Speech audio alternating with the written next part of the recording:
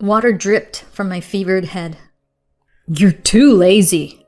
I'm having friends over for drinks, so clean up the house." My husband scolded me as I struggled alone to care for our twins. He didn't help with the kids or me. If he valued his friends more than his family, then he was no longer needed. "I'll clean it up," I said, seething quietly. My name is Helen. I'm 29 and a stay-at-home mom. Kevin and I have been married for 4 years. I used to work, but I quit when I got pregnant. I was doing great as a full-time employee, so people suggested taking maternity leave instead of quitting. But I refused because I was pregnant with twins. I couldn't see myself going back to work within 2 years with twins. Maybe daycare would work, but there'd be sudden fevers and calls to pick them up. With 2, it would definitely affect my job performance. My company was understanding, but during busy periods, the stress was intense. I didn't have the mental strength to leave on time without doing overtime. Plus, we had savings, owned our house without a mortgage, and could manage on Kevin's income, so I chose to quit. Being pregnant with twins was tough. I can't compare it to a single pregnancy, but the morning sickness was unbearable. Friends who had been pregnant said it got easier in the second trimester, but before that, it was pure hell with frequent IV drips. I held on to the hope that it would get better, only to have my doctor tell me there's no easy period with twins, which shattered me. As the babies grew, it became harder to move. A husband's support should have been crucial. Should have been being the operative words, because my husband was completely unsupportive. He went out drinking and hanging out with friends just like before. I knew he had a wide social circle, but to leave a suffering pregnant wife behind to have fun? It was unacceptable. "Hey Kev, can you help around the house sometimes?" I asked angrily. "You're a stay-at-home mom. You should do it." He snapped back. Someone once said he'd change after the babies were born, but I have my doubts. "I'll be home late. Work dinner," Kevin had said, though I wasn't really listening. Raising the twins was brutal. When one cried for milk, just as I finished feeding them, the other would start. Sometimes they'd cry simultaneously, and I'd be feeding both at once. Nights were filled with crying, with barely any sleep. "Keep 'em quiet. I have to get up early," Kevin would say without a hint of empathy. Even though I was swamped with the twins, he'd still demand, "Where's my food? Where are my clothes?" Honestly, I felt I had the right to snap, but I didn't even have the energy. Every time I tried to talk to him, one of the twins would start crying, diverting my attention. "You've been so cold to me since the kids were born," he said one day. "You've always been cold to me," I thought. I never realized how indifferent he was until I got pregnant. He wasn't the type to love kids, but to be this detached from his own was shocking. Since the twins were born, had he ever held them? Fed them? Changed a diaper? I realized he hadn't done any of it. Maybe it was my fault for doing everything myself. If I forced him to help, maybe he'd develop a sense of responsibility as a father. Our parents lived far away. My mom was taking care of my grandmother, and Kevin's parents were taking care of his grandparents, so we couldn't rely on them. Kevin had to step up. Otherwise, I'd break down. I didn't want to be overwhelmed by the children I had wanted. So I decided to train Kevin. "Hey, the baby is crying. Can you hold her?" "I'm busy." Playing on his phone? Busy? "Can you give one of them milk? I can't handle both at once." "I'm busy." Watching TV? Busy? "Bring me a clean diaper." "I'm busy." Having a beer? Busy? Seriously? Enough! What the hell is wrong with you? Aren't you a father? I snapped. But he wasn't having it either. "I'm tired from work." I'm the one bringing in the money, so I deserve to rest. Even my friends say their wives handle everything so they can focus on work. You not letting me rest makes you a monster. You're the monster. Don't you care about the kids? Of course I do. That's why I'm working so hard. Be more like my friends' wives. Even if he told me to be like those other wives, raising twins is a whole different ballgame. There's no way I could follow their examples. But Kevin kept bringing them up, saying, at so-and-so's house, or that guy's wife does this. They all say I'm the one who has it tough. The ones having it tough are our kids, I said, tears in my eyes. He was silent. Then, I'm going off to blow off steam, he said, and left. That's exactly what you shouldn't be doing, I thought. He came back late, past midnight. He was drunk, but looking relieved after venting to his friends, and promptly passed out. I, on the other hand, was full of stress and still sleepless from the twins' night cries. When we first got married, I met some of his friends. They all seemed to value their friendships more than their families. Birds of the feather flocked together, I thought. Their wives must be just as angry as I was. Kevin kept saying, my friends' wives are so supportive. But I doubted the wives' feelings reached their husbands. Prioritizing friends over family and helping with the kids, and instead going to drinks with friends, just didn't make sense to me. Did I even need Kevin? But I had no income. I wanted to raise the kids myself until they were older, but maybe daycare was a better option. Some people say it's sad to send kids to daycare so young, but wasn't it sadder to have a father who wasn't there and a mother too exhausted to even smile? Raising kids in such an environment is far worse for them. Maybe it was time to seriously discuss things with Kevin, and if that didn't work, consider other options. Sleep deprived from taking care of the twins? I thought so in a gaze. But talking to Kevin wasn't easy with the kids around. And asking our parents to come was impossible with their caregiving duties. I was stuck, unsure how to have this conversation. Time passed without resolution. One day, when the twins were 3 months old and their feeding intervals were longer, I finally had a moment to breathe. Seriously? I stared at the thermometer in shock. It read 104 degrees. No cough, no runny nose, just a fever and a foggy head. Was it a cold or exhaustion? I couldn't go to the hospital and leave the kids behind. Desperately, I messaged my husband. Please come home early today. His reply? Can't. Got invited out. It's Friday. Let me have some fun. You don't understand because you're home all day. Dude, seriously, I'm gonna snap. Like, really, really snap. But I can't do it now. I need to get better first. I kept pushing him to come home, and finally, he did. But he walked in saying, "What the hell is wrong with you?" His angry words echoed in my throbbing head. My face was pale, and I was shaky, but all he did was glare at me, clearly annoyed. I mustered my strength and said, "Please, I need to go to the hospital. Watch the kids." What? The hospital's close by now. There's one open till 8 p.m. I can make it if I leave now.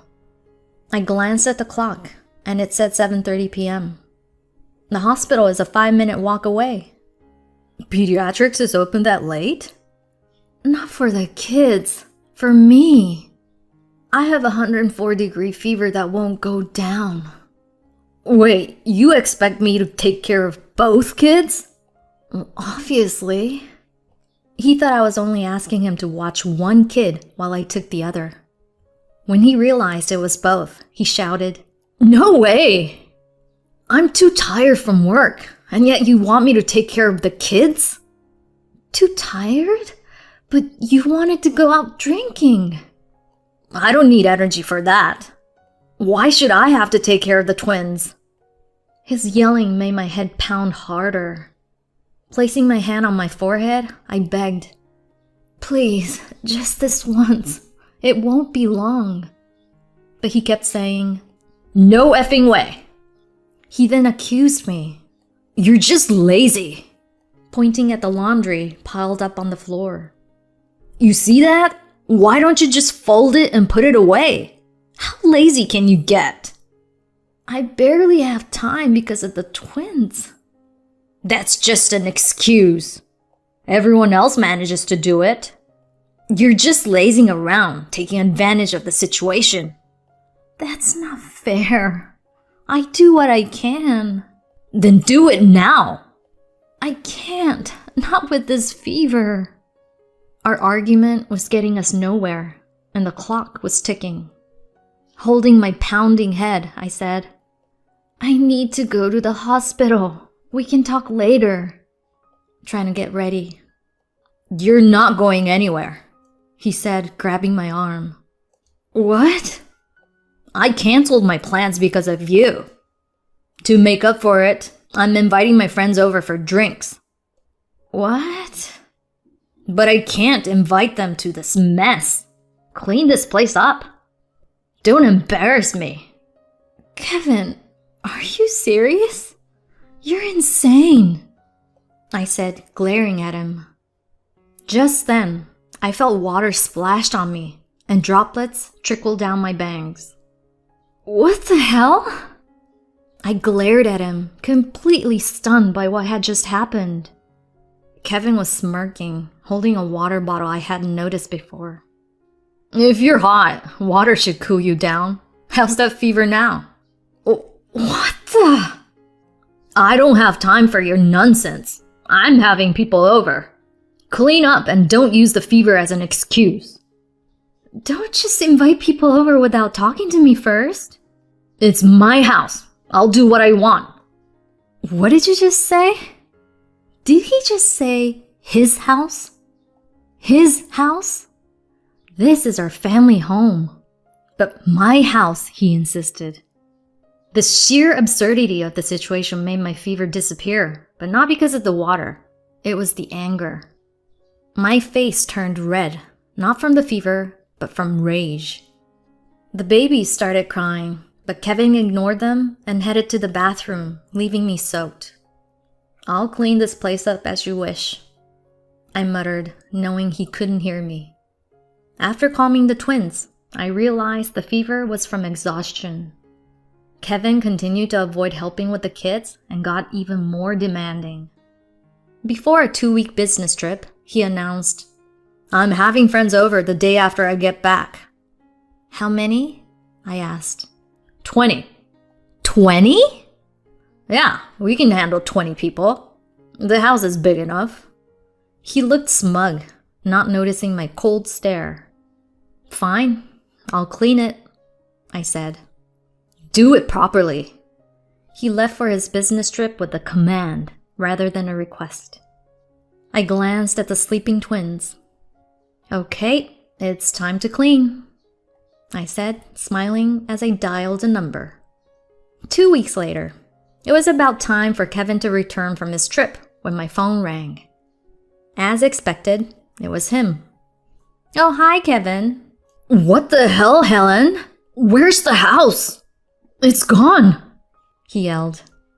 "Helen, answer me."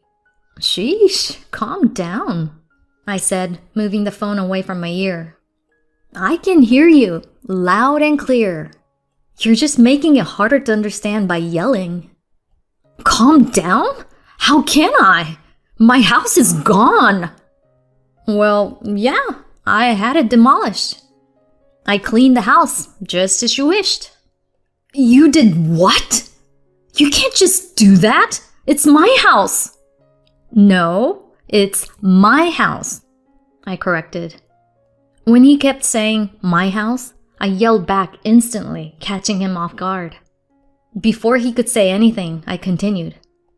"It was my parents' house, then mine. It's never been yours. But... Yes, the house we lived in was originally my parents'. They decided to move closer to my grandmother's care facility, which was quite far away.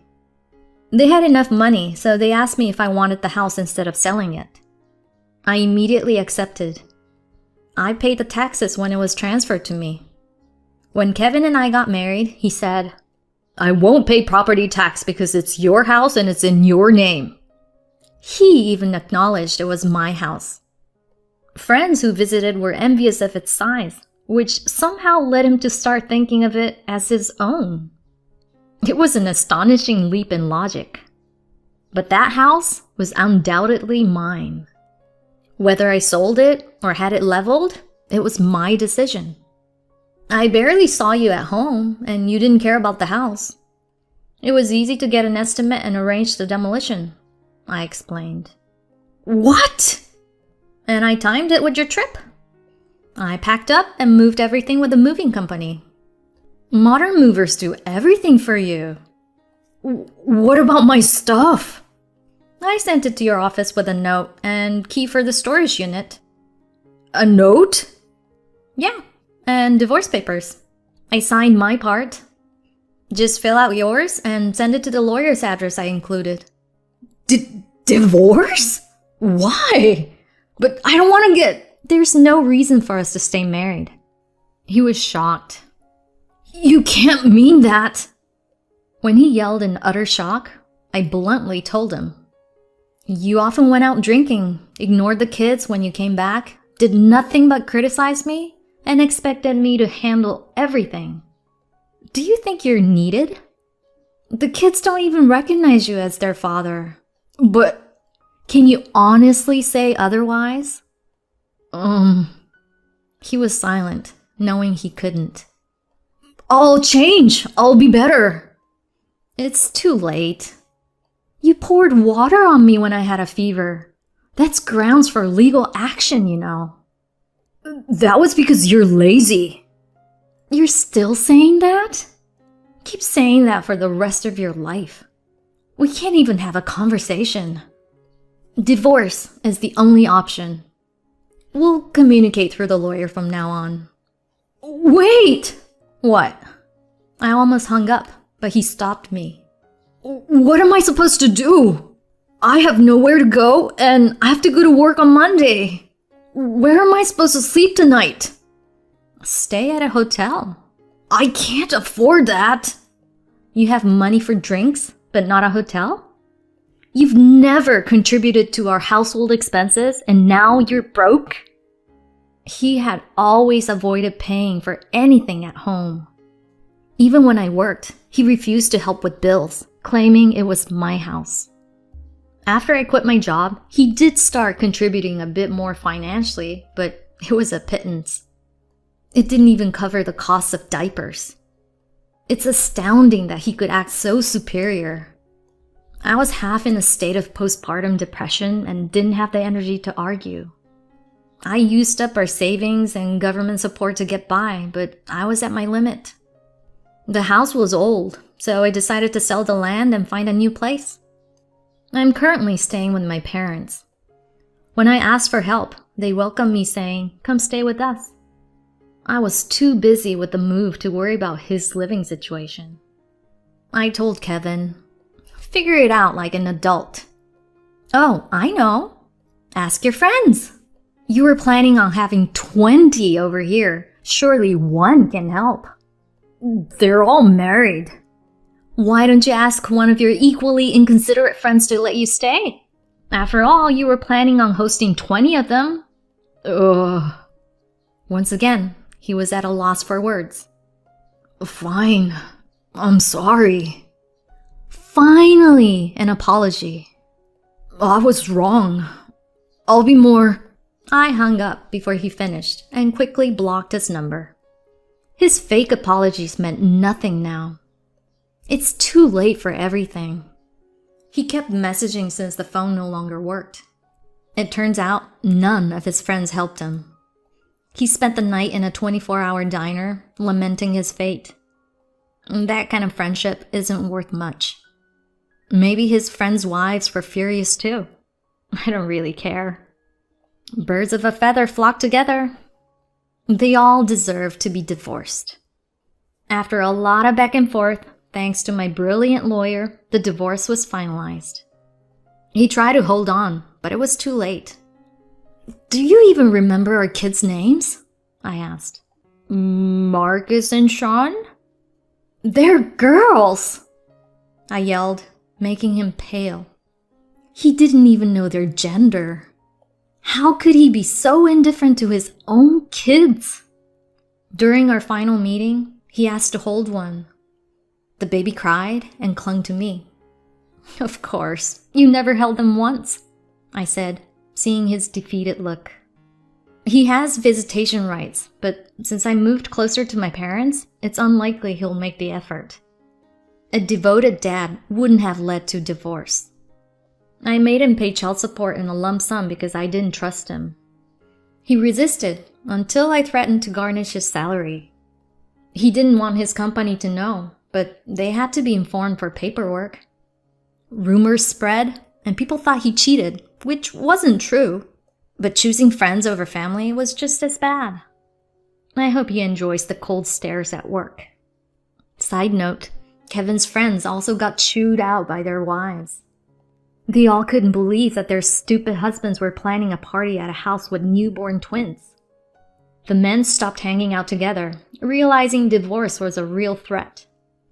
Oh, Kevin, you served as a cautionary tale for your friends. You became an example of what not to do. Moving near my parents helped me regain my balance. My grandmother's in a care home, so my parents aren't too burdened. It's wonderful having the grandkids here and not just looking at them in pictures, my mom happily said, which made me happy. With their help, I found a job and the twins started daycare.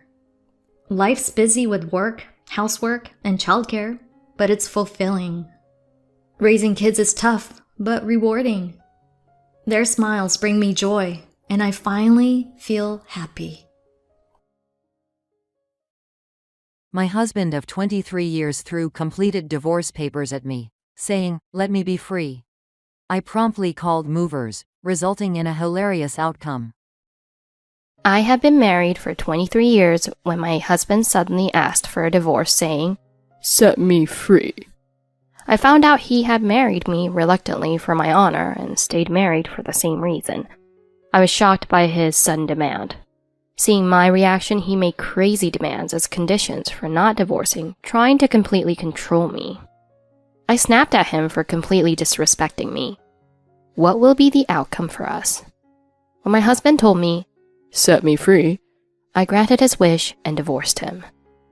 Now, at 60 years old, I've ended up having what's known as a senior divorce in society. I married relatively late at the age of 37 with my husband Bill. Well, still, he's been my husband for 23 years. So honestly, even if the love had faded, I had affection for him and thought of us as family, cherishing that bond. But over these 23 years, my husband denied everything. In fact, he denied me as a person altogether. After enduring all that, I couldn't take it anymore. At 50, you found your groove. At 60, you know when to listen. I couldn't manage such graceful adult responses. I wonder if there are many young, vibrant people like that around. I wonder if anyone would listen to someone like me telling my story.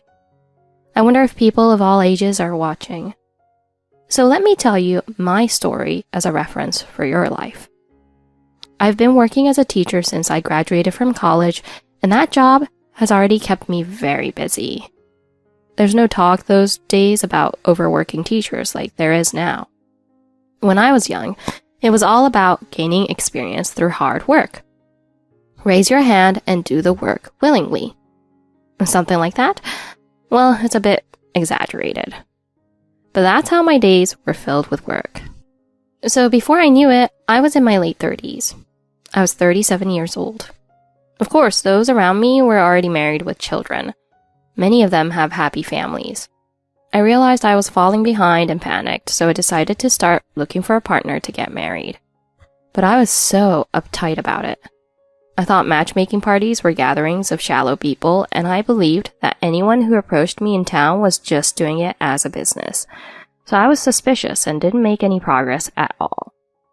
Then the principal of the school where I worked at the time came to my rescue. The principal arranged for me to be introduced to someone.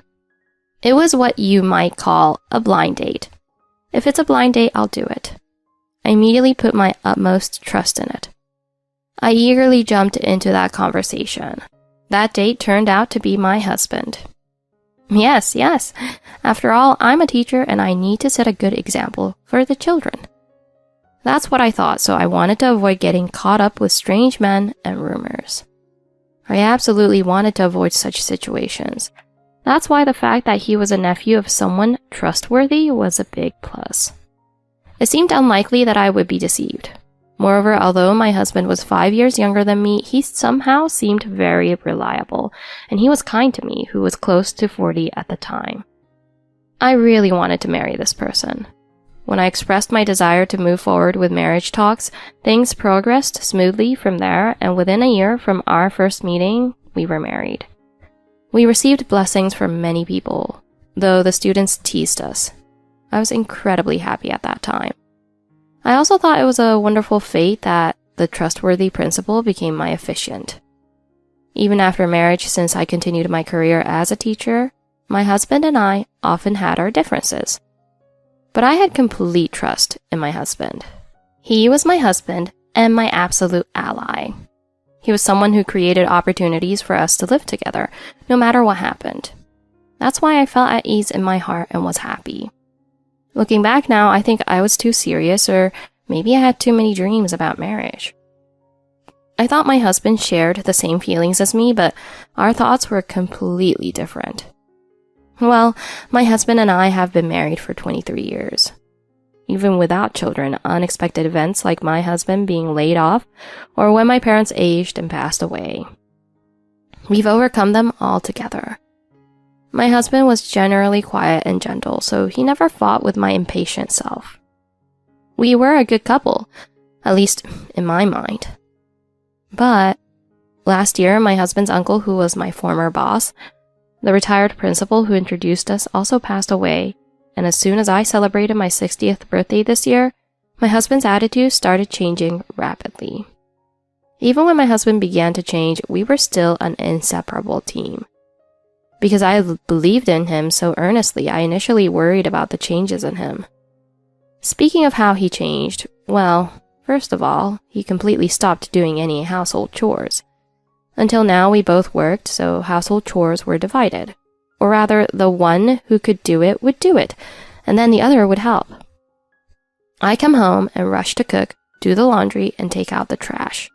But my husband no longer helps out like he used to. Of course, I used to ask him, "Could you lend me a hand? Could you take out the trash for me?" But he just gives me vague responses. He doesn't even manage to take out the trash as requested or do the shopping I asked for after work. Moreover, even when I talked to him, he started becoming absent-minded and wouldn't respond at all. At home, he started lying down on the sofa all the time, just staring at his phone or the TV. Because he became so inactive and indifferent and wouldn't respond to my questions, I was really worried at first. I wondered if it was the shock of his uncle's passing. Maybe he was developing dementia a bit early? Or perhaps something was wrong with his health. I was really worried and did a lot of research, and I even suggested to my husband that we go to the hospital. But he wouldn't listen to me at all and just continued to do less and less.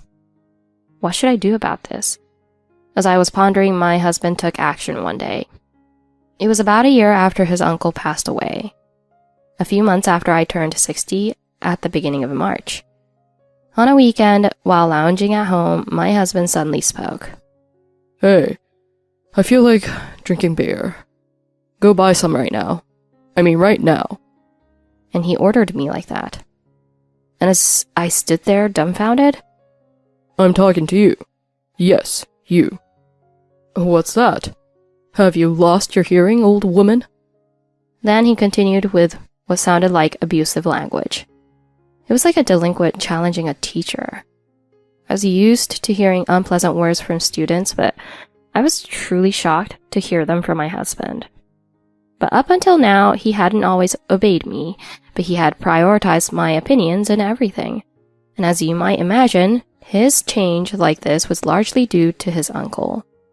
But I wasn't shocked or anything like that. It's like my husband has been liberated from something. When he ordered me to go and buy beer, I responded with, "Can't you just go buy it yourself? I'm cleaning right now and I have to make dinner too." "Oh, then will you help with the cleaning? Let's go shopping together after cleaning." When I suggested this, my husband clicked his tongue and said, Huh? I'm telling you to go buy beer. Who do you think you are to tell me to go buy it myself? Listen, I'm the husband who married you, okay? It's natural for you to serve me. He said these things. I was confused about what had started, but then my husband continued. What's with that look? Are you dissatisfied with me? Do you have a complaint against me? You do, don't you? But too bad my uncle isn't around anymore. There's no more uncle to report my behavior to. Too bad, huh? Well, now I can do whatever I want without my uncle getting angry at me.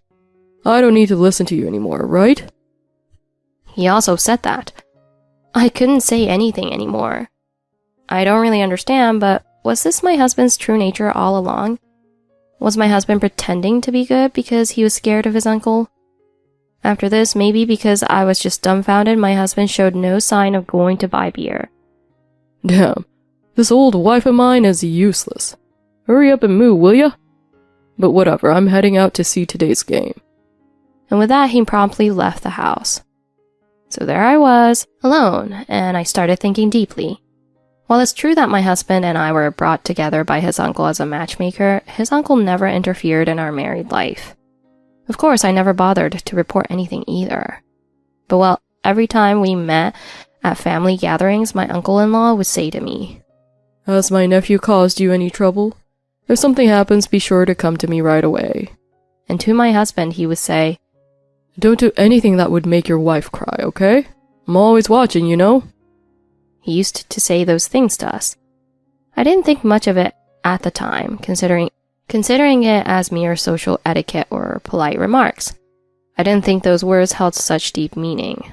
But after my uncle-in-law passed away, seeing my husband drastically change, I started to wonder if he actually believed those words. And I began to question if my husband was really the troublesome person my uncle-in-law was worried about. So I immediately contacted my uncle-in-law's wife and asked about their relationship. That's when I learned about a past that had been kept secret until then. I see. The truth became clear. Actually, my husband had past gambling debts. He borrowed money from my uncle-in-law because of that. My husband's parents couldn't help financially, so he relied on my uncle-in-law. The debt was paid off several years ago, but my husband still felt indebted to his uncle. Also, my husband, who had a troubled past, was helped a lot by my uncle-in-law's guidance. My uncle-in-law was a former principal and was scary in his work days. I think my husband was afraid of my uncle-in-law. I understand. So my uncle-in-law kept my husband in line, controlling his bad habits. He must have been very scary. But now that he's gone... Yes, my husband changed after his uncle passed away. He stopped pretending to be a good husband. That's why he stopped doing housework. I realized he wasn't being kind to me anymore. I started worrying if his gambling had returned, and I became anxious. So I decided to investigate a bit. And it turned out my husband had messed up. His gambling had fully come back. He had even been cheating. My husband had completely lost control, huh? What do you call this behavior? Students might call it delinquency in high school, but my husband is over 50. Is this a midlife crisis? No, maybe not. Perhaps he's becoming a middle-aged troublemaker. What my husband is doing is serious. I hate cheating and embezzlement too. I'm worried if he borrowed money again. Is our money safe? Sorry. I keep thinking about it involuntarily. But I already know how wrong his actions were. I got worried about debts, so I checked our savings and everything else. In the end, our savings are safe, but it's just a matter of time. That's what I thought. Because my husband rarely came home and seemed to be involved in gambling and cheating, I could definitely see a future where he would get into debt again, and we'd have to struggle with household finances. So I decided to start preparing for separation and divorce to secure my retirement. He's avoiding me so obviously. I thought maybe he wanted a divorce too. But even though I was certain about divorcing him, I still had feelings for him. Our 23 years of marriage weren't all bad, and it's true he stayed with me until now. But my husband has managed to hurt my once peaceful heart. Just when I was steadily preparing for divorce and thinking of talking to my husband about it, suddenly my husband said he wanted to discuss something with me and started speaking arrogantly. By the way, this day was August 30th. It was soon the start of a new school year. Hey, you're retiring this year, right? Well done. Did you get your retirement payout? What? You're suddenly talking about retirement money? Are you trying to ask me for a loan or something? Asking you for a loan? No way. We're married, aren't we? Your retirement payout is partly mine too. What are you saying? Did you rack up more debt with gambling again? You knew about it? Damn, Uncle. I told you to keep it between us. Oh well, my uncle is gone now anyway. There's no one left in this world for me to hold back with. So I can divorce you without hesitation. I can be free. Free? You reluctantly were married to me? Did you want to divorce me as soon as possible? That's right, because the uncle who took care of me suggested it. I had no choice but to marry you. It was a marriage I didn't want. I had borrowed money from Uncle, and he always nagged me about something or other. Refusing was just too much hassle. Who else would willingly pick someone like you, Jessica? But thanks to my uncle, I felt confident marrying you. His meddling was greatly reduced. So, I appreciated that. My uncle was scary, you know. It was tough trying to be a good boy. But now I'm liberated. So Jessica, it's about time you let me be free too. Jessica, you only gained from marrying me, right? You avoided being labeled a lifelong single woman and didn't end up miserably dumped by a good catch. I think I protected your honor, right? You should be grateful to me, right? So hurry up and sign the divorce papers. With that, my husband declared and threw a completed divorce form at me. I was surprised by this turn of events. I mean, it was like a plot twist. I had planned to give him a completed divorce form myself, so it was shocking to have one thrown at me from his side. We've been married for 23 years, you know. I wondered if we could still communicate until the end. But I was hurt by the fact that my husband wanted to divorce me as soon as we got married. My image of us as a wife to my husband crumbled right there. However, it didn't all end here. After this, my husband continued on. I'm serious, you know. You'll end up with a late life divorce, you know.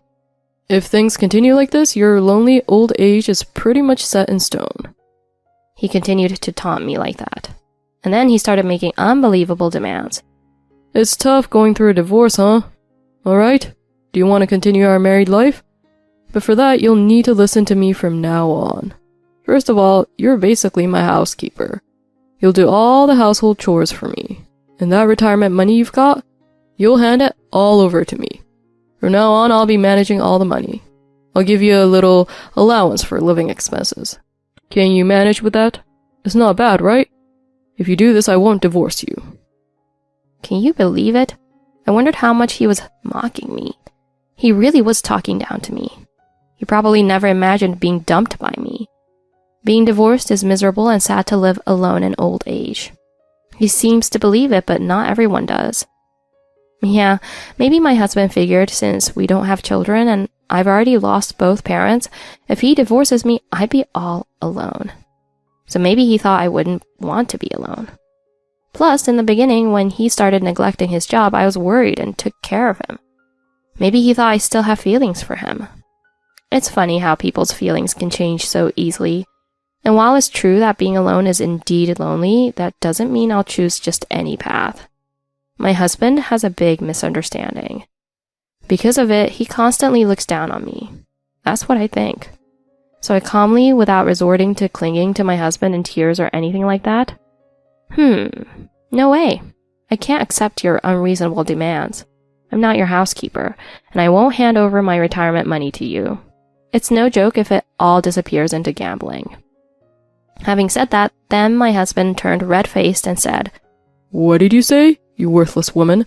I'm allowing you to stay by my side as my housekeeper. Even though you have no value. Even though you're just a useless maid, I'll let you stay as my wife. Don't you feel grateful?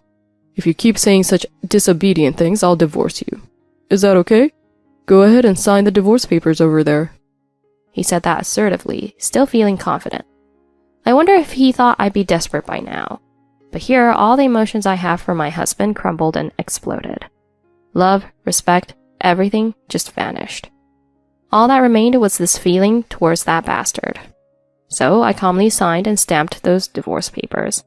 And then I tapped away on my phone. Hello? Sorry. I know we were planning to move tomorrow, but could you help me out starting now? Can you? Thank you. I can be ready in 5 minutes. Alright, thank you. And with that, I quickly disappeared from in front of my husband after a conversation with someone on the phone. I immediately started moving my belongings out and relocated. I'm really glad I had everything packed and ready in advance. It was fortunate I had already prepared for a move. I must have surprised my husband this time. I wonder what expression he had on his face. Exactly. I had already decided on a new place to live because the decision to divorce was already made. Actually, my coworkers were supposed to help with the move tomorrow, but they moved up the schedule to accommodate me. Everyone is busy, so I really appreciate their help. You know, coworkers who have been with me through thick and thin are really invaluable. And my husband, his face was like he just got hit with a pie or something. Huh? What's going on here? He said, looking totally surprised. I couldn't resist snapping a photo. It was such a perfect caught off guard moment. Like, he was totally shocked. But hey, gotta give it to him. He's still trying to hold his ground. Right after I finished moving, that's when I heard from him. Fine. Let's get divorced. But let's split the assets fair and square. Your money is marital property, so give me half. That's the law. He said that with a rough tone. But even here I stayed calm and asked, What are you talking about? Retirement money? When did I ever say I was retiring? Due to recent changes, the retirement age for teachers has been extended, so I'm still working. You're targeting my retirement funds at this timing. But too bad. You could have waited a few more years. And by the way, at this point, the only shared property we have is that house. Your salary was low, so there's almost no savings. So let's make sure to divide the property of that house properly. I'll have my lawyer handle that properly. And I said that. Then my husband, What do you mean, no retirement money? Then how am I supposed to repay my debt? He muttered something, revealing his true feelings. Towards the end, he seemed a bit teary-eyed. But those tears didn't move me at all. Then to my husband, I'll not only demand a fair share of our assets, but also claim compensation for your infidelity, I declared firmly. As for my husband, Infidelity? That's a mistake. It's impossible. You're just trying to make some ridiculous accusation and take money from me. He says something like that, but... What? There are also photos of your affair. You know I'm the type who doesn't back down easily. I have solid evidence to claim damages for your affair. Well then, I'll leave everything to my lawyer. And with that, I hung up the phone, and I blocked him too. I was supposed to start working at a new school starting in September. I was busy preparing for the move and my new workplace. Was my husband aiming for my retirement money? So he was ready to divorce. His last straw was pretty weak, but I'm really glad my retirement money wasn't taken. I love being a teacher. I decided to give it my all until the end. Can I see this as God rewarding my hard work in my job by protecting my retirement money? Afterward, I got divorced and received my fair share of assets and compensation. Of course, I also demanded compensation from the woman my husband cheated with, so it seems he ended up breaking up with her because of that. I wonder if my husband was counting on my retirement money, as he seemed to have quite a substantial amount of debt. Additionally, the compensation he owes me seems to be adding to his debt hell right now. After being laid off once and moving to a new job, his salary was low. How will he repay his debts and live alone from now on? There's no one tough yet kind enough to help my husband anymore. Honestly, my husband's parents don't seem reliable either. Well, I hope he manages somehow. I'm relieved things ended for me without any loss. But why did his uncle introduce Bill to me? I also wondered about that, even though I think my husband is a total loser. Didn't you think I was pushed into an unbelievable situation? To be honest, my husband had old debts and a bit of a shady past. I thought I should have been told about this matter. When I first met my husband, perhaps it was because he impressed his uncle so much that he seemed like a truly respectable young man. So I think both his uncle and I were deceived by him. And the principal? Well, actually, his uncle, he appreciated my work performance. I wonder if he wanted to entrust his handsome but somewhat worrisome nephew to me as a person. It's unfortunate that I couldn't shape my husband as entrusted to me, but I'll work hard in my current job to teach various things to the promising children. I intend to teach them from now on. This is already my calling. I think it's my mission, so I can continue to live positively from now on. Everyone, thank you for listening to my story. I think I'll come back to visit. See you soon! Jessica, who trusted her husband as an ally for 23 years, decided to go her own way at 60 after being betrayed. Despite this betrayal, Jessica's future looks remarkably bright, while her husband, who betrayed her, faces a path filled with regret. I truly believe it's a blessing that the husband's dark and cruel plan didn't unfold as he intended. When couples who have shared a path together part ways, they face either a bright future or a challenging road ahead. Ultimately, what determines this is the path each of them has already walked. In the end, everyone walks alone. After my husband ignored me for a month, he offered me a drink. I swapped cups, and his mom drank it, reacting. My husband trembled. Ben came home from work with a look of despair. "I got demoted at work," he said. "What?" I nearly spilled my coffee. His company had been struggling lately, with major management changes due to poor performance, but I never thought he'd be affected. Still, as his wife, I knew I had to be supportive. "Well, we just have to think it was bad luck," I said, trying to sound cheerful. "You know, with everything going on these days, and I'm working too, so don't worry." I'm Janet, 50 years old. I currently work full-time as an office clerk. I live with my husband Ben, who's 2 years older than me, our high school sophomore daughter Kate, and Ben's 72-year-old mother Sue. She and I don't really get along well, but since I work outside, I only see her when I'm home, so I try not to let it bother me. I told my daughter, "Your dad is a bit down about his demotion, but try to act normal around him, okay?" But then Ben started taking his frustration out on people around him, especially on me.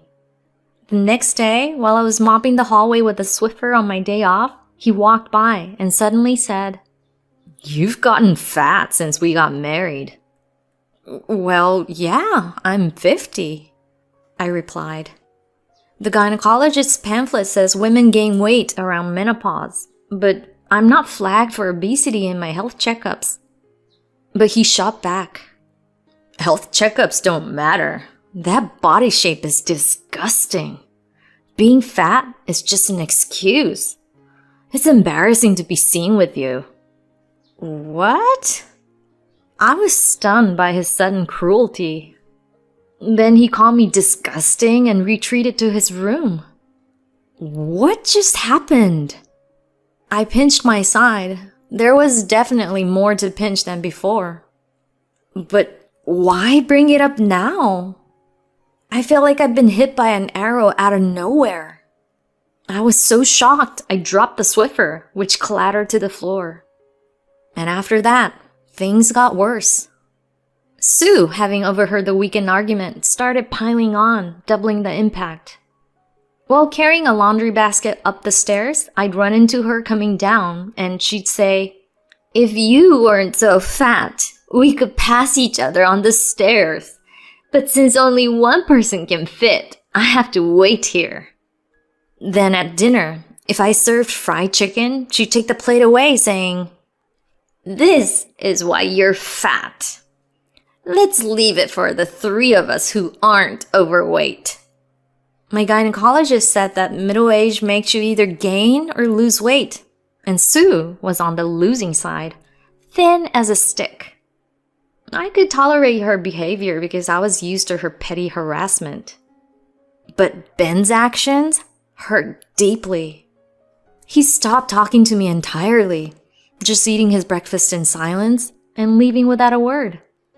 He'd silently go to the bathroom and go to the bedroom. Even in bed, he'd just turn away and play with his phone.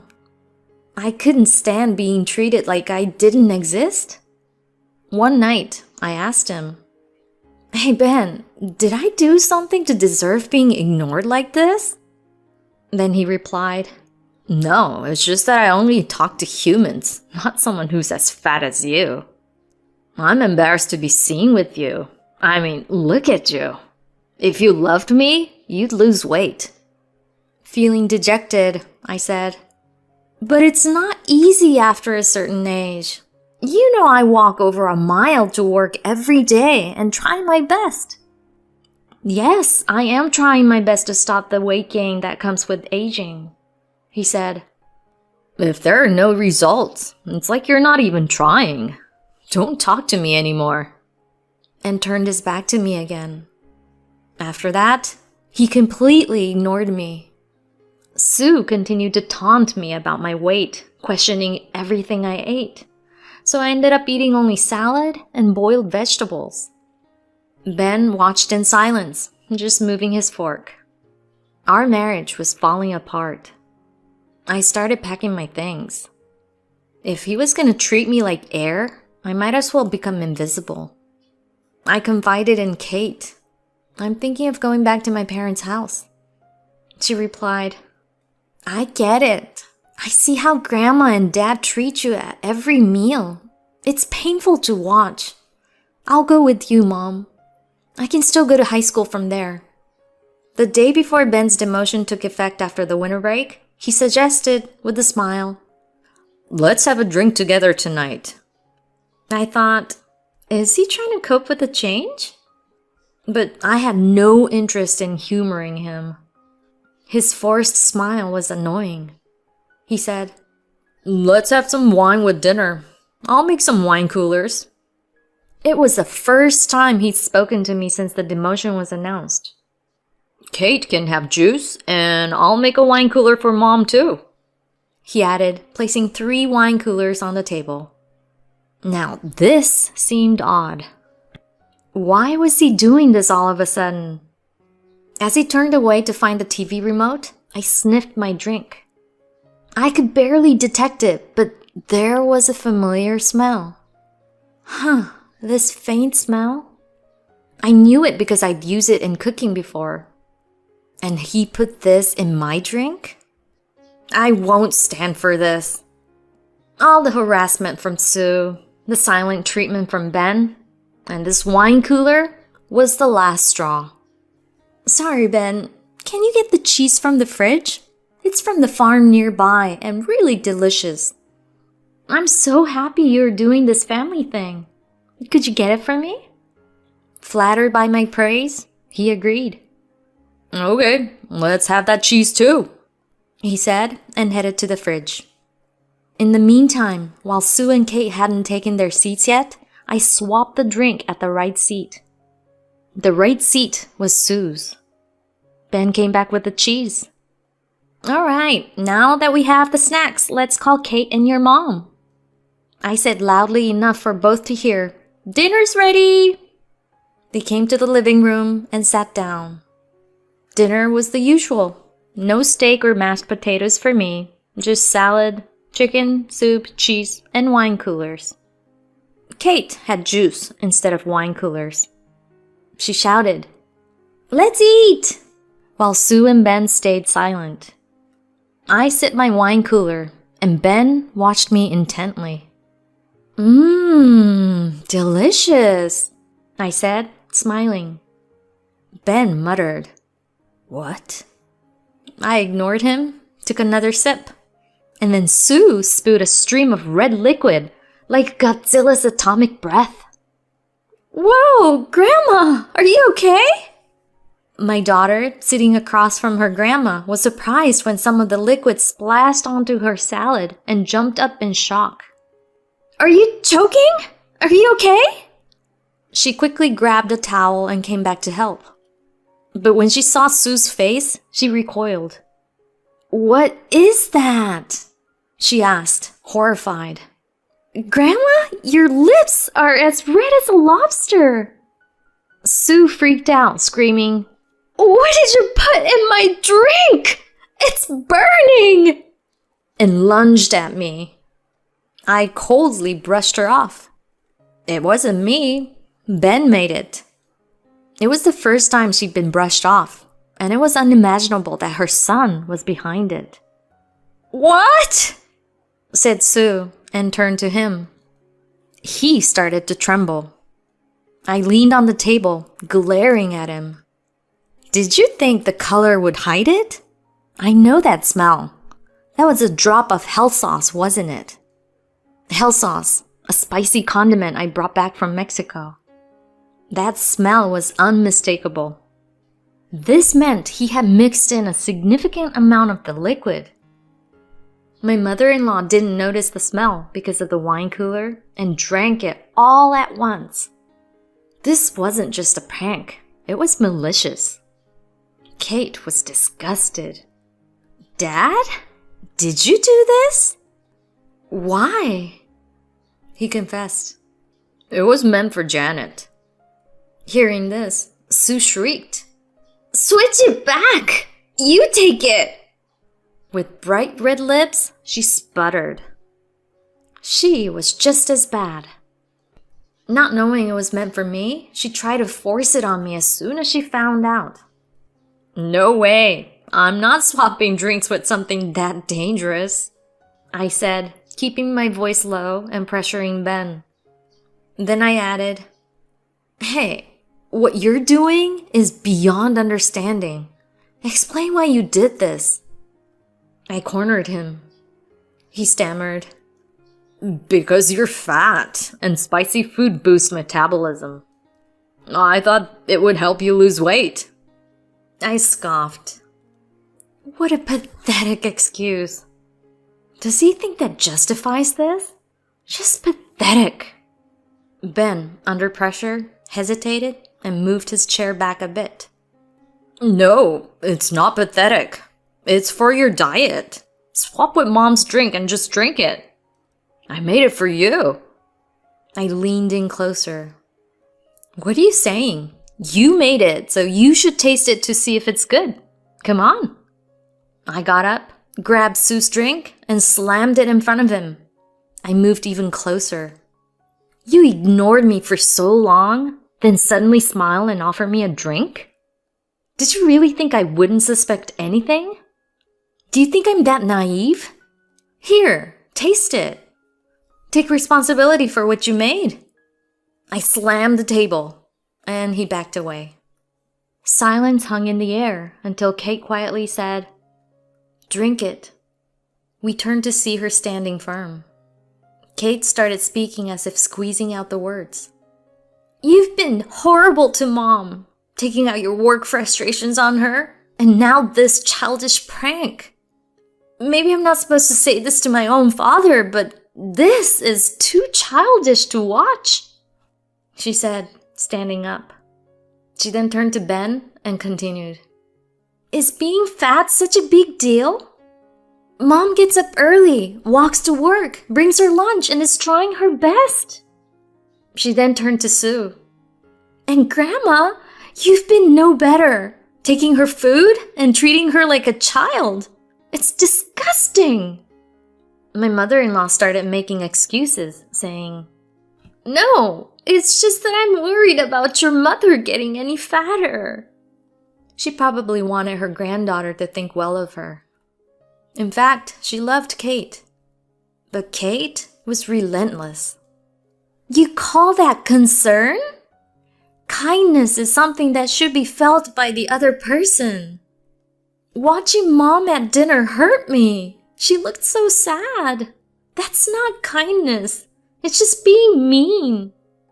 Sue fell silent. "I mean, Kate continued, seemingly done with her grandmother. She turned back to Ben.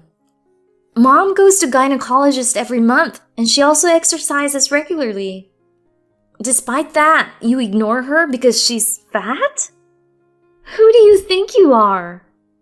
Your silent treatment has ruined the atmosphere at home. Don't you see that? Even Colonel Sanders and Mrs. Potts are loved despite being chubby. I'd be thrilled if Mom became a sweet grandma like Mrs. Potts, laughing with my kids one day. Don't ruin my dream. Kate's icy gaze was unwavering, but her words warmed my heart like hot milk with cookies. A father scorned by his daughter is pathetic. And one more thing, she said to her father. If you ignore her for getting older and gaining weight, you should realize you're balding and deserve to be ignored too. A heavy silence fell over the table. Kate's sharp words dropped the temperature in the living room to the point where even bananas might freeze. After venting everything, she sighed and turned to me. Mom, it's over. Let's end this. You deserve to be happy. Her words hit me hard. Yes, I need to be happy. As I said, I want you to hold my kids and laugh with them one day. So be happy for me. It's my dream. Be happy and make my dream come true, Mom. Her words filled my heart. I was so overwhelmed by her every word that the silent treatment from my husband, the harassment from my mother-in-law, and the drink incident no longer mattered, and warm tears rolled down my cheeks. You're right, sweetie. Tears filled my eyes. Go on, Mom. And she gently patted my back. I went to the kitchen, retrieved a hidden document, and handed it to Ben. What? I've been thinking about this since you started ignoring me. I've packed my things. Let's go our separate ways. It was a divorce paper with only my name signed. Wait, I just wanted you to lose weight. If you did what I asked, I'd be happy. I didn't realize how childish this was until Kate pointed it out. I did it because you weren't losing weight at all, so I thought I'd make you suffer more. I never thought it would come to this, he pleaded. Then my daughter snapped. Too late! You didn't see the damage until it was too late. You're like a kid, Dad. Sue, desperate to keep her beloved granddaughter, chimed in. Kate, don't you want to stay with your grandma? No thanks.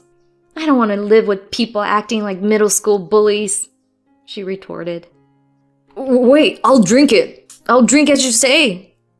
I'll do what any chef would do, Ben said, grabbing the glass and chugging it. He spewed red liquid and turned as red as Sue. See? I did it, he said weakly. Kate snapped a photo of their red faces. Both of you are so pathetic. Mom, let's go, she said, and went out of the living room. Yes, I said, following her out.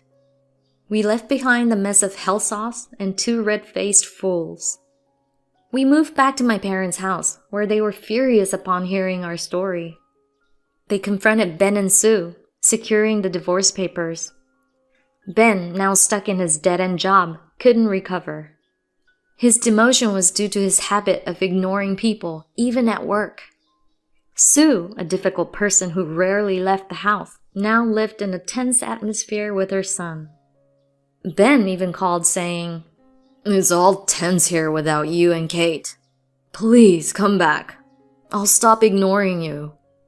But of course I never went back.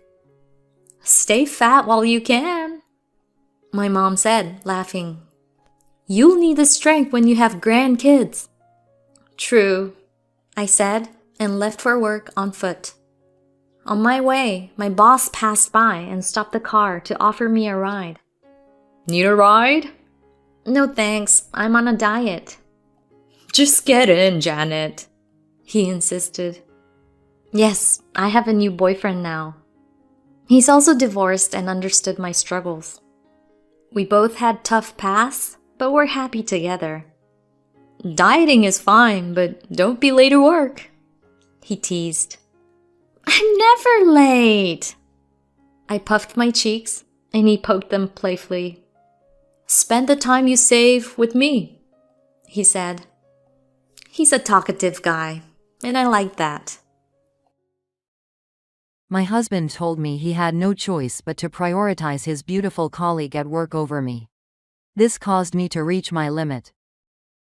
Ever since a beautiful female employee transferred to my husband's workplace, our married life changed drastically. He started talking only about the beautiful female employee and began making sarcastic remarks to me almost every day, telling me to become more beautiful like that employee. Reaching my limit, I confronted him with divorce after learning a certain secret about him. But he, unaware of everything, seems to think we can reconcile. What was the secret he was hiding? How will I handle him and the beautiful female employee? He justified his behavior with, it's just work, but faced consequences after his major secret was revealed. As a result of various troubles caused by him, I successfully divorced him. I can't believe my husband would do such a thing. It's shocking to see wives who are surprised or in shock, right? I'm stunned by my husband's antics. I'm glad I could divorce him quickly. What did my husband do? I guess there are things you just don't notice before marriage, huh? It's surprising how little you realize. Adam and I met through work connections, but to be honest, it was just that I had a colleague who knew someone at my husband's workplace, and we all ended up going on a group date. Because we were the same age, we quickly got along and dated for about 2 years before getting married. I think we got along well for the next 3 years, but when I turned 31, a beautiful employee named Brittany transferred to my husband's workplace. Since then, my husband's attitude completely changed. I'm neither beautiful nor cute. Yet my husband would say, Natalie, you're cute, you know. He used to say things like that, but then suddenly he started giving me the cold shoulder. Huh, if you, Natalie, had the same face and figure as Brittany? He actually said that. I naturally complained because I felt uncomfortable with that. Don't you think it's rude to say such things? But you know, women and men have different sensibilities. I think women should always be beautiful for men. Besides, Brittany is very efficient. I wish even you, Natalie, could learn from her. Is that so? Well, then why don't you just get along with Brittany? That's right. I'll bring Brittany over next time. And then I think it would be good if you studied Brittany and got closer to her. My anger was about to explode, but I really hate it when the atmosphere in the house gets bad. That day I hammered it into my husband that if he did anything further, I would divorce him and went to bed. Maybe my husband regretted it too, but he didn't bring up Brittany anymore. He's the worst husband ever. We had a big fight. I'm surprised I put up with it. I thought fighting would get us nowhere, so I planned to talk about Brittany once we'd both calmed it down. My husband was raving about how wonderful Brittany was, and I was feeling really frustrated with him. But soon after that, my husband started inviting colleagues over to the house. That day, I had to work an extra hour because things were busy. Just when I thought I could finally go home after finishing work, my husband called me. I'm bringing some colleagues over tonight, so make sure to cook something. Something like they serve at a tapas bar. And don't forget to prepare some drinks too. What? I'm just about to leave work now. Why? You're usually home by now. I had to work overtime. You should have told me earlier if you were bringing people over. And if you want to entertain them, you should do it. They're your guests. That's a wife's job. That's why I say you're not as considerate as Brittany. Hurry up and get home to prepare. My husband spoke in a strong tone, and he immediately hung up the phone. I still wanted to complain to my husband, but that just irritated me. I rushed home to find my husband and 6 of his colleagues already inside, eating chips and drinking beer. Most of them were his subordinates, with 2 colleagues at his level. They greeted me politely, and I returned the greetings as his wife. But then my husband. You're late. Hurry up and cook. Annoyed but without a choice, I went to the kitchen. Glancing back, I saw a woman sitting very close to my husband. She was exceptionally beautiful, and I figured she must be Brittany. She seemed to be around the same age as my husband and me, and gave off the impression of being very confident in her appearance. She seemed to be very close to my husband, but I was too busy at the time to address it. Furthermore, Brittany made sure I could hear her say, "Adam, your wife always troubles you, doesn't she? How sad." When I heard that, I became extremely irritated. I thought about making Brittany's beer the only non-alcoholic beer, but I didn't know what my husband would say later, so I decided not to play that prank. But at that moment, one of my colleagues, a woman in her early 20s named Michelle, spoke up to Brittany. "Isn't it rude to say such things? I don't think it's appropriate." I admired how clearly she spoke up to a senior colleague despite being young. Brittany was smiling, but her smile seemed forced. Then my husband immediately countered Michelle. "Michelle, you're quite assertive for someone so young, but behaving like that will only worsen your standing in the company, you know." "I don't care about such things. However, if it becomes clear that my supervisor is trying to undermine my position, I will report it to the company's HR, okay?" Michelle was known for her stance of not flattering even her superiors, and those around her would often say, "Let's handle things more gently." When I was in my early 20s, I couldn't have shown such an attitude towards my superiors. I was surprised. Is this a generation gap? But Michelle is very polite. She helped with cooking and washing dishes afterward. She goes around pouring drinks for her senior colleagues, and seeing that side of her makes her seem like a responsible person. And she helped with the final dishes before leaving, but I can't help but notice the things that her supervisor and Brittany say and do. "I never imagined they would be this harsh, even at home. If it gets worse than this, please let me know. I can introduce you to a lawyer." And with that, Michelle gave me her business card. However, it's not the card she uses at her company, but a business card for her hobby of drawing illustrations. I like anime and manga, and I follow my favorite illustrators on social media. I was impressed by the beautiful design of the business card. "Also, Natalie, there's something I'd like to tell you." And then Michelle told me something I couldn't believe. I made up my mind about my husband at that point. Michelle is cool, but she seems difficult to handle at work, huh? But for me, Michelle's presence is appreciated. With my husband and Brittany acting sketchy, having more allies is better. And then my husband started bringing colleagues home frequently, which increased my burden. Brittany always came along, and the two of them would exchange sarcastic remarks, prompting other colleagues to intervene. But it's impossible for everyone to be invited to our house every time. Gradually, my husband began bringing only Brittany back home. Maybe people couldn't keep up with them. The house became my husband and Brittany's domain. After my husband gave me orders, Brittany smirked and said, "If you keep pushing Natalie around like that, it's really pitiful, you know." And then my husband laughs along with her. "If I don't do that much, Natalie won't grow. I wish Natalie could act without having to say anything like you, Brittany. But she's just too laid back." And then he makes a remark that puts me down. But I'm not just someone who listens to being told what to do all the time. After 2 weeks of Brittany coming to our house, I had already made a decision. So when he brought Brittany home, I told my husband what I was thinking. "Adam, you told me to become like Brittany, but that's impossible for me. After all, she frequently visits other people's homes and inconveniences the boss's wife. I don't want to become that kind of person." When I said that, Brittany glared at me, unable to argue back. However, my husband promptly defended Brittany. "Brittany will eventually replace me once I get promoted. Deepening this kind of trust is only natural. This is also part of the job." Well, it was predictable that my husband would defend Brittany. I immediately handed my husband a divorce form that I had already filled out. It's fine to get along well, but if you want to deepen trust, do it at work, okay? I can't take it anymore, so let's get divorced. Please sign the divorce papers. My husband looked at me in disbelief. "Huh? You must be kidding, right? There's absolutely nothing between me and Brittany that would warrant a divorce." Is that so? Then why are you two so close? I glared at my husband and Brittany. Brittany was clinging to my husband's side as if they were enjoying drinks together at a girls' night out. In response to my comment, my husband hurriedly distanced himself from Brittany, but it was already too late. "No, I just wanted you to become a woman like Brittany.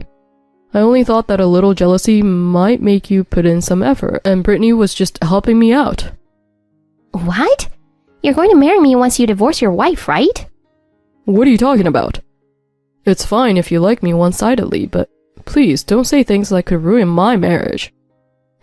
That's terrible. I trusted you, Adam. Seeing them start such a conversation, I took the opportunity to quietly remove the keys from my husband's pocket. Upon seeing that, my husband said, Natalie, I'm sorry. I love you, Natalie. I apologize for making you feel uncomfortable, so please forgive me just this once. I ignored his words and threw my husband and Brittany's bag out the front door. They hurriedly tried to retrieve them. As soon as they were outside, I locked the front door and put on the chain lock. My husband kept ringing the chime, so I turned the volume on the intercom to 0, and soon a call came in from him. Listen to me. I only have you. Ignoring whatever my husband was saying, I conveyed something I had forgotten to mention. Oh, right, I forgot to mention. You and Brittany might not have a place at the company after a while, too. Is that because you will gossip about our affair and ruin our reputations? Who knows? Also, no matter how much YouTube might struggle financially, I'll still be expecting alimony payments, so make sure to pay up. With that said, I hung up the phone and turned it off. The next morning, it seemed like my call history would be quite impressive. My husband was apparently kicked out with just his work bag. It's too pathetic. Surprisingly, my husband doesn't waste his time on useless things. Once he realized I wasn't answering the phone, he didn't bother calling anymore. Instead, I received multiple messages denying any infidelity, but I didn't even read them. After that, it seems my husband started living with Brittany. At that point, I could probably claim alimony for the affair. But when night fell, my husband returned to the house banging on the door. Natalie, open up. I only need you, Natalie. He was so noisy and disruptive. Our apartment is designed so that noise from neighboring rooms doesn't carry, but making a ruckus in shared spaces is just too much. Finally, I had to threaten to call the police if he didn't stop bothering me. Upon hearing that, my husband left reluctantly. Calling the police wouldn't have helped because it's a marital issue they can't intervene in, but my husband seemed particularly averse to dealing with the police lately. When he saw police officers outside, he quickly hid his face and hurried away, which made me wonder what he was up to. It all seems so suspicious. What on earth is my husband up to? So he had walked away from in front of the room once, but the next day, it was as if he had completely forgotten about the previous day. Open the door. He started making a scene outside the room, so reluctantly I decided to go back to my parents' house for a while. My parents were also worried and expressed critical opinions about my husband. But when my husband realized I hadn't returned to the apartment, he started coming to my parents' house with his mother. My father handled the situation, saying things like, This affair won't be tolerated. Please respect Natalie. And he protested vehemently.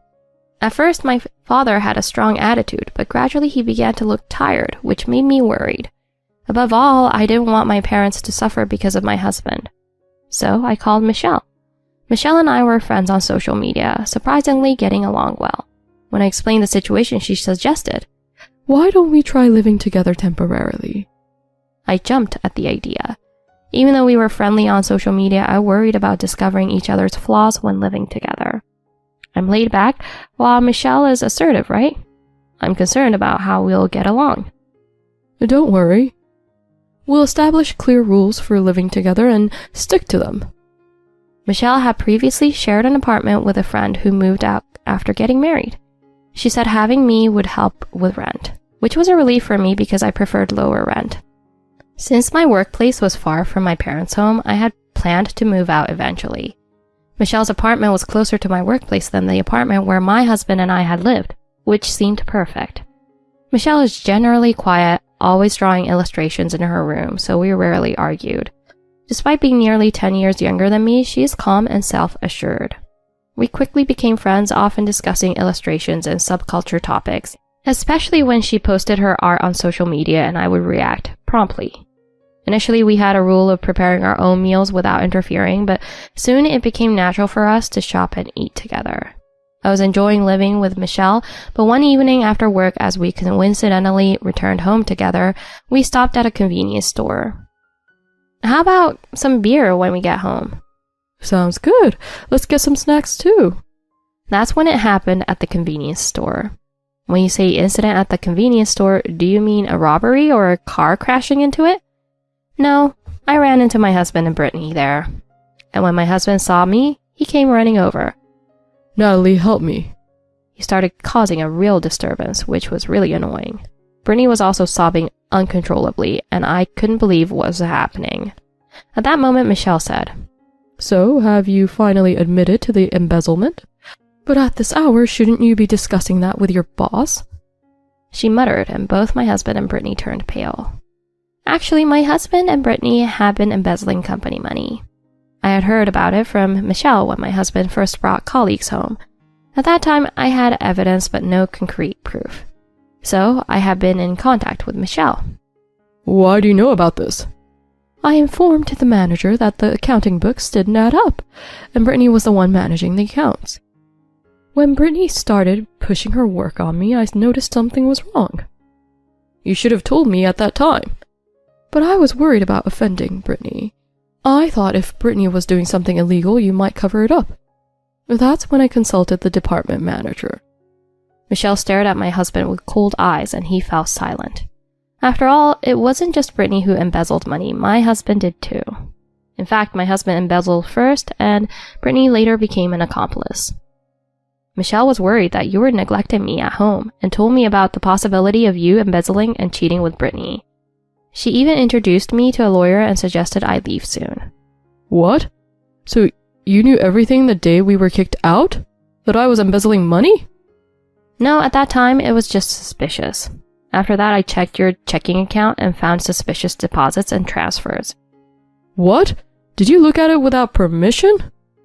Before Brittany was assigned to your department, a good amount of money was deposited, but after Brittany was assigned, I found out that you were sending Brittany a set amount of money each month. That's sneaky. Yeah, that's awful. My life is a mess. My husband and Brittany came to me crying and complained. I was amazed that they could say such things, considering what they had done. Sneaky? Who's the real criminal here? From then on, I had evidence of your affair with Brittany. That was because I had no choice but to stay at Brittany's house after you kicked me out. Actually, it was before that. When I kicked you out, the investigation was still ongoing, but I heard from the detective agency that they had already gathered enough evidence. I kicked you out because I didn't want to spend another second with you. I then showed my husband a photo from my bag that I knew was proof of the affair. Even though he was claiming to be working late, he had been spending time with Brittany and even brought her home. How much time did they want to spend together, seriously? At this point, both my husband and Brittany looked utterly defeated, but then Michelle further explained. So you both confessed to what happened earlier, right? Actually, I have been listening in on your conversation from nearby and reported it to the department head. Now you're both in deep trouble. You'll have a hard time with money since you'll have to repay what you embezzled. But don't worry, you'll definitely pay up for the adultery. My husband and Brittany left the convenience store in tears. However, realizing that we were being watched by those around us, both Michelle and I felt uncomfortable. I was so focused on getting my husband and Brittany away that I didn't think about what was going on around me. But then people nearby who seemed to have overheard our conversation applauded us. It felt somewhat embarrassing. Afterwards, my husband and Brittany didn't return home and went into hiding, but they were quickly found and arrested. It turns out my husband had embezzled an amount reaching 7 figures over several years, and I was questioned about it as well. However, I felt somewhat relieved knowing that he had spent the embezzled money on his own pleasures, and I hadn't unknowingly used any of it. I might have felt a bit relieved about that. Even if they were to ask me to repay what I've used, it would be troublesome for me. This is what I heard from my parents-in-law. My husband used to think I was on the cute side, but it seems he also wanted to be friendly with attractive women, so he frequented nightclubs. However, when Brittany, who was unexpectedly more beautiful than the girls in the clubs, entered my husband's department, he started to have an attachment to her. Then he should have divorced me and then became friends with Brittany, but I was told a very selfish story that my husband didn't want to let go of me either. My mother-in-law seemed to realize that my husband was entirely at fault, and although she had been on his side all along, but she changed her mind. My parents-in-law politely apologized to me. They handled the divorce with my husband smoothly, so I was able to divorce him safely. I asked my husband and Brittany for alimony. They initially paid back some of the money they owed, then turned to their parents to cover the rest, so now they have no money left to pay me. My in-laws and Brittany's parents managed to gather money with the help of relatives and pay me the entire settlement amount. The amount the parents advanced was said to be repaid over the lifetime of my husband and Brittany. After that, my husband and Brittany received probation due to being first-time offenders, but my husband lost his job abruptly. My husband struggled to find another job and was briefly unemployed. Although he found a job with poor conditions, the work is tough and the pay is low. It seems he's having a hard time making ends meet while repaying debts to his parents, and he's started doing side jobs, facing difficult days. Brittany seems to be in a similar situation as my husband. Initially, he took responsibility and tried to marry Brittany, but Brittany blamed everything on my husband and ended their relationship. I was told that her husband had developed a distrust of women. That's what I heard the last time I saw my in-laws after the divorce. My parents-in-law looked exhausted. It must be tough having a criminal in the family. Am I living peacefully now? I've continued to share a room with Michelle since then. We're incredibly close, like lifelong best friends. Both Michelle and I feel amazed because we've never been so close to anyone before. This is what friendship is all about. Michelle has a strong personality, so she seems to face a lot of challenges at work, but lately she's been thinking about how I would handle things and speaking up. By doing so, I feel like the atmosphere in the office has relaxed a bit. She said that, so it seems she's doing her best in her own way. I've been given more responsibilities at work lately, which brings a lot of stress, but looking at Michelle's illustrations soothes me. It feels like I'm really enjoying this new phase of life. Thank you for listening this far. It's surprising that Michelle and I get along so well, isn't it? Friendships like that are really wonderful. I hope Michelle continues to live happily with me from now on. As for my husband and Brittany, who have lost everything, while it would be good if they repent, that's probably quite difficult. People don't change easily. There are still many people who judge others solely by their appearance. Understanding who someone truly is on the inside is important.